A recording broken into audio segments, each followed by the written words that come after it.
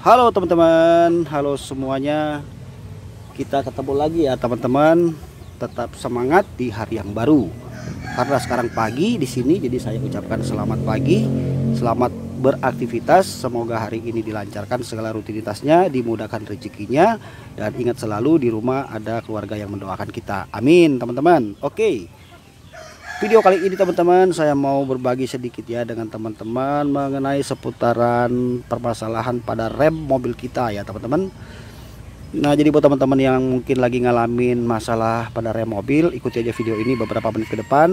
Mudah-mudahan teman-teman mendapat jawaban setelah menonton video ini, atau setidak-tidaknya teman-teman teredukasi ya. Artinya kita mungkin yang tadinya awam gitu ya, sedikit kita mulai memahami tentang soal rem mobil. Tidak mungkin saya bahas semua, nanti durasi kepanjangan. Jadi ada poin-poin saja yang mau saya sampaikan, yang rusaknya umum ya, hari-hari kita suka ngalamin di jalan gitu teman-teman ya. Oke, simak aja.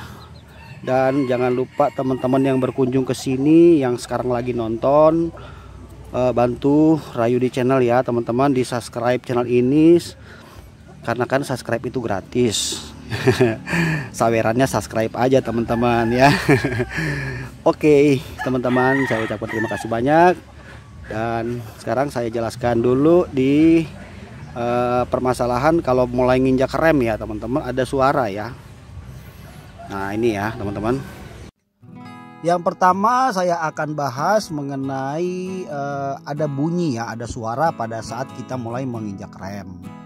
Nah teman-teman perhatikan di sini, ini kan saya buka yang contoh ya untuk roda depan. Ini contoh mobilnya Agya. Nah ini teman-teman, di sini tuh ada kanvas remnya ya, coba perhatikan. Nah kemudian di bagian luar itu kan ada plat besinya tuh. Ini saya terangin dulu kameranya biar jelas. Nah ini plat besi ini ya, dan depannya itu kanvas rem ya. Kita bisa melihat ketebalan kanvas itu dari sini teman-teman ya. Apabila bagian besi itu sudah dalam, berarti sudah tipis kanvas remnya. Yang kedua itu piringan remnya, coba lihat ini sudah bercowak di atas. Nah ini ya sudah celong ke dalam. Nah ini wajar, kalau mobil-mobil lama wajar ya teman-teman, sekalipun kita rajin ganti kanvas rem. Tapi poinnya begini teman-teman, yang menyebabkan dia bunyi itu disebabkan karena yang pertama ya, sekalipun kanvas rem itu masih kelihatan tebal, kanvas rem itu sudah boleh dibilang semacam kadaluarsa ya. Artinya saking lama pemakaian gitu ya. Karena saya sering ngalamin di bengkel gitu teman-teman. Bahkan bukan saja dia bukan saja dia bunyi, bahkan tuh udah nggak pakem lagi. Jadi kanvas rem itu saya pakai istilah kadaluarsa. Jadi udah nggak bisa lagi merekat benar pada piringan. Yang kedua, perhatikan piringan remnya ya, atau cakramnya. Nah kalau misalnya cakramnya itu sudah cowak terlalu dalam, ini saya ambil contoh kedua mobilnya Avanza ya, sini ya sama saja. Dia itu sudah bergelombang ya.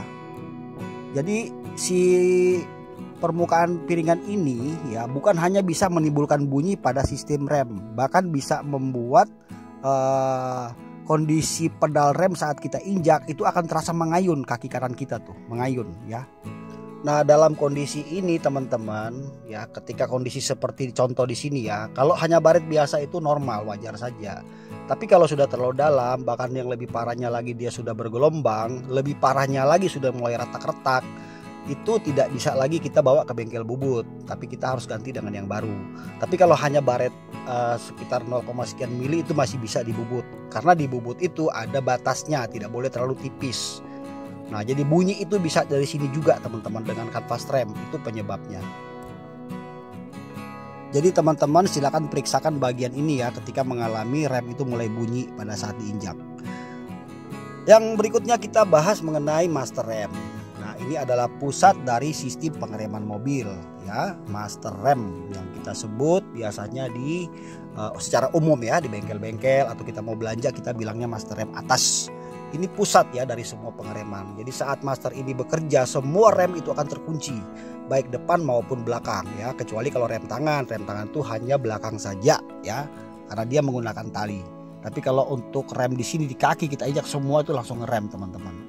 Nah sekarang teman-teman perhatikan di sini ya, apa saja sih yang bisa gejala-gejala atau kita mau menganalisa nih apa nih yang bisa menyebabkan mobil saya ini ada kemungkinan kerusakannya pada master rem.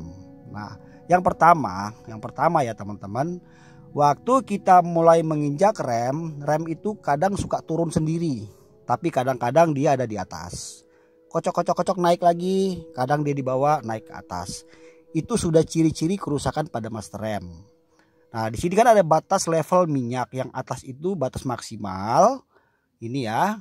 Nah, ini batas maksimal, yang kedua itu batas minimal. Maksudnya teman-teman boleh ngecek kondisi minyak rem mobil teman-teman nih. Yang ini untuk sensor ya. Kalau misalnya habis minyak rem di panel instrumen panel speedo itu menyala ya. Lampu gambar hand rem itu kabel sensor. Tidak semua mobil ada ya. Dua ini untuk pipa langsung rem. Nah, di sini kalau untuk ini kan contohnya masternya untuk Avanza, saya ambilkan contoh ya teman-teman. Kalau minyak remnya mulai berkurang dari batas level maksimal ke minimal turun, itu sangat berkemungkinan minyak rem itu bocor. Tapi kita tidak bisa mengontrol kalau mobilnya Avanza Xenia, karena dia minyak rem itu bocor dari master, nggak tumpah keluar tapi masuk ke dalam booster. Ini yang jadi masalah. Jadi kita mesti cabut dulu nih si master nih. Apabila bocor ya berkurang minyaknya, kita cabut dulu untuk kita lihat bener nggak ini bocornya memang dari master. Nanti begitu dicabut tuh kelihatan di belakang itu ada basah. Nah, itu minyak masuk ke dalam booster bisa merusak booster juga. Booster itu kan kerjanya untuk bikin enteng rem ya. Jadi saat mesin hidup, booster akan bekerja, rem akan diinjak enteng. Ketika mesin mati, rem akan menjadi berat. Itu kerja booster secara umum saja saya jelaskan. Untuk awal ya teman-teman, kalau teman-teman misalnya nih pengen tahu nih ada gejala kerusakan kan pada master rem atas, kita bisa memulai dari mengecek minyak rem ya. Minyak rem bagaimana nih kondisinya.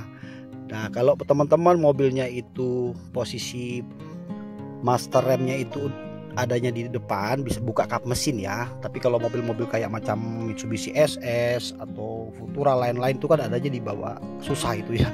Intinya di bawah setir di dalam. Ini mudah kita bisa mengecek. Kita bisa mulai mengeceknya dari sini ya. Level minyak atau berapa banyak jumlah minyak nih yang ada di dalam tabung master rem atas. Dari sini kita baru bisa mulai menganalisa sebetulnya teman-teman. Lebih mudahnya seperti itu.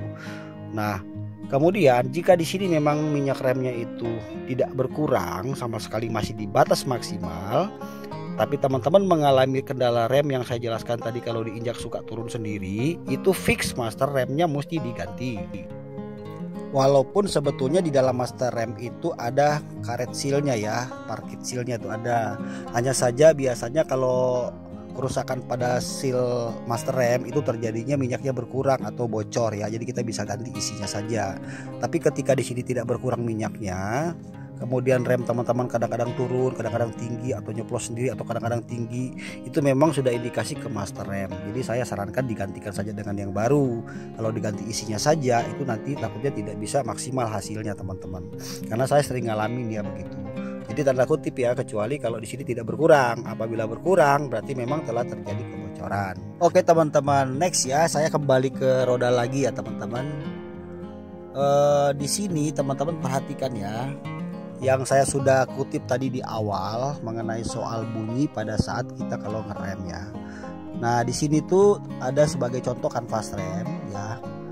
Kalau model kanvas rem teman-teman tengahnya ada coak seperti ini ya, ini untuk membuang sisa kotoran pada saat kita ngerem. Itu kan ada geram-geraman kotoran antara piringan rem dengan kanvas kan. Nah, ini juga bisa mengakibatkan rem itu bunyi pada saat diinjak. Jadi bunyinya itu kan macam-macam ya, ada yang bunyinya panjang, pendek, terus ada yang gruk-gruk-gruk. Jadi kita harus bisa bedakan apakah itu memang bunyinya memang dari sini kanvas atau dari bagian kaki yang lain ya. Karena kalau pas nginjak itu takutnya bukan dari kanvas. Tapi jika kanvas mobil teman-teman modelnya kurang lebih seperti ini, ada coakan, coba dibongkar, dibersihkan. Ya. Ini upaya juga, karena kalau misalnya di sini ada perumpukan kotor terlalu banyak, maka rem pasti akan bunyi. Karena air nanti dia hilang sebentar terus bunyi lagi teman-teman, seperti itu. Nah, kemudian di sini yang saya sudah bilang dari awal juga ya, piringan rem itu ya, kalau dia sudah bercoak bagian depan itu mesti harus diperhatikan baik-baik. Kalau terlalu dalam udah nggak bisa teman-teman. Itu agak riskan ya. Lalu di sini ada masalah rem yang lain lagi, itu kita menginjak agak magel. Nah, jadi atau mobilnya waktu diinjak remnya itu tidak mau langsung spontan ngerem ya. Ini kan harusnya main dia kiri kanan kalau pada saat ngerem. Nah, teman-teman perhatikan ya, di sini ada baut penjepit untuk ini ya, ini contoh ya. Ini tuh kadang saya suka nemuin macet teman-teman karena terjadi penumpukan karat di sini. Nah, jadi pada saat kita ngerem, rem itu akan terasa nggak nyaman banget gitu ya. Jadi apa ya, nggak spontan, nggak mau apa ya istilahnya ya. Harusnya kan begitu kita sentuh aja sudah mantep gitu kan. Nah, ini malah agak waiting gitu. Makanya kita mesti pakai tenaga lagi nginjeknya. Tuh dicek aja teman-teman ya. Takutnya macet di situ. Jadi bautnya dibuka, dibersihin, kasih pelumas lagi. Jadi remnya tuh lancar. Nah, lalu di sini ada namanya selang fleksibel yang saya sudah kutip tadi di depan ya. Nah, ini juga bisa mengakibatkan terjadinya bocor atau berkurangnya minyak rem kalau selang fleksibel itu pecah. Habislah minyak rem di tempat pengisian botol master atas, habis.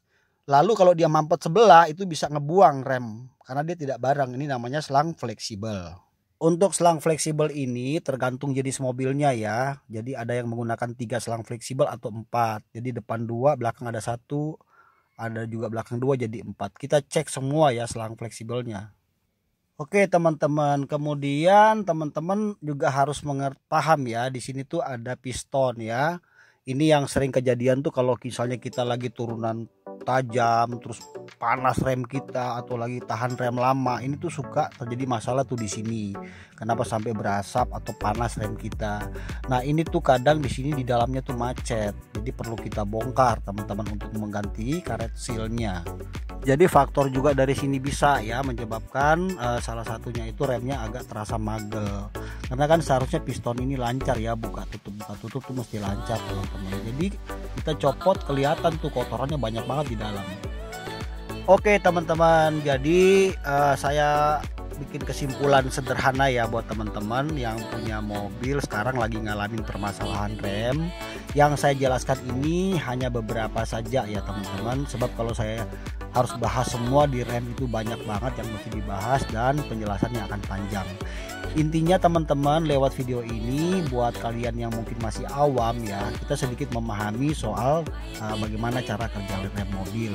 Nanti next di lain waktu saya akan buat lagi yang satu-satu lah kita bahas ya, untuk masalah-masalah lain semacam rem tangan, kenapa terlalu dalam ditarik atau tinggi atau macam-macam lah ya.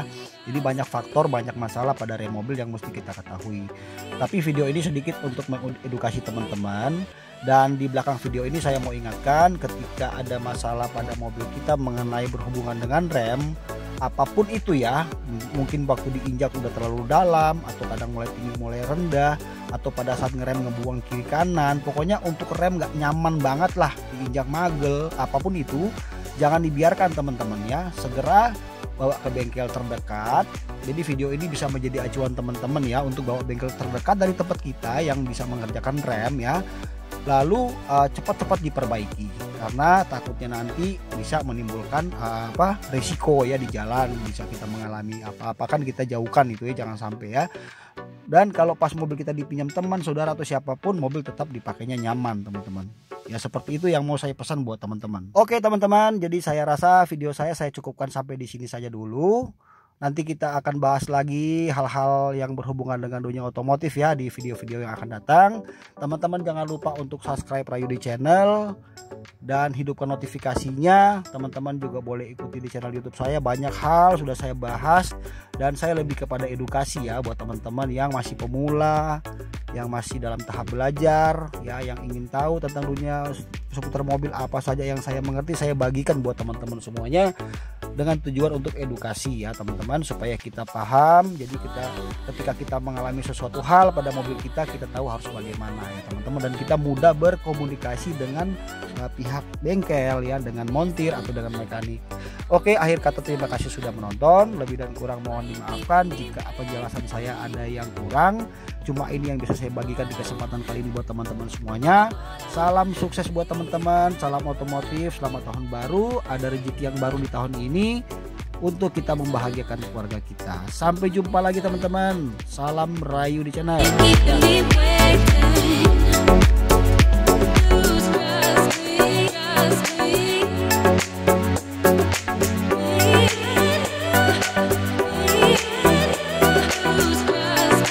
Yeah.